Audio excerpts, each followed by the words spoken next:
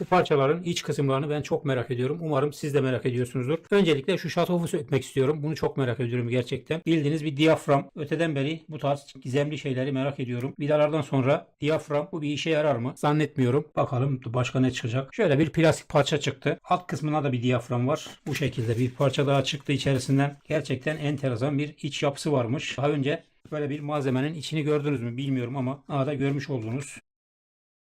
Bu diyaframı da çıkaralım. Aslında bunda herhangi bir bozukluk yok arkadaşlar, gördüğünüz gibi. Biz bunu değiştirdik ama yani bunda bozukluk nasıl olur bilmiyorum. İki diyafram da gayet sağlam. Arızalanması şöyle olabilir. Bu diyaframlardan biri veya ikisi yırtılabilir. Onun dışında bozulacak fazla da bir parça yok içerisinde. Basit bir yapısı var gördüğünüz gibi. Fazla bir film yok yani. Hani derler ya, içi seni yakıyor, dışı beni yakıyor. Buradaki ve üstteki diyaframlar buradaki su hareketliliğini kontrol altında tutuyor. Böyle bir solenoid valfımız vardı. Bunu da sökelim. Bunun iç kısmını da çok merak ediyorum.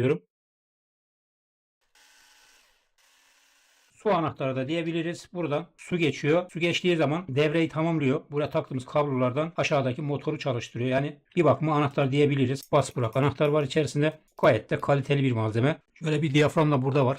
Şeffaf diyafram. Bu vananın çalışma mantığından da kısaca bahsetmek gerekirse, su buradan girdiği zaman buradaki diyaframı yukarı kaldırıyor. Buradaki butonu basıyor. Anahtarı çalıştırıyor ve anahtar da motoru çalıştırıyor. Bu valf üzerinde olası arızalardan birisi de buradaki diyafram yırtıldığı zaman anahtarı basmaz, cihazımız çalışmaz. Bunu da öğrenmiş olduk. Şuralarda 2 adet conta var. Onları da çıkaralım. Belki işimize yarar bir yerlerde. Aslında bunu kullanabiliriz de. Herhangi bir su projesinde kullanabiliriz. Üçüncü olarak alçak basınç valfi var. Bu da bildiğiniz anahtar.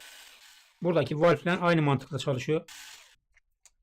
Burada da gördüğünüz gibi bas bırak anahtar var. Bunları projelerimizde kullanabiliriz. Gayet de kaliteli, görüyorsunuz.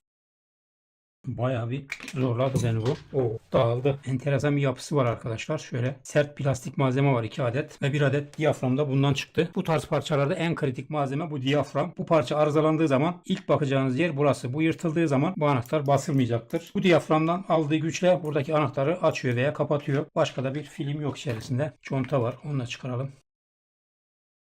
3 parça söktük şimdiye kadar. En gizemli parça da bu.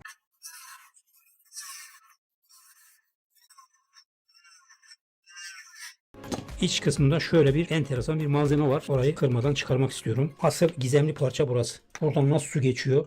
Hayret bir şey. Çok enteresan bir iç yapısı var. Şurayı bir daha sökelim, iyice çıkaralım. Sanırım şu yeşil malzeme ileri geri hareket ederek buradaki su akışını kontrol ediyor.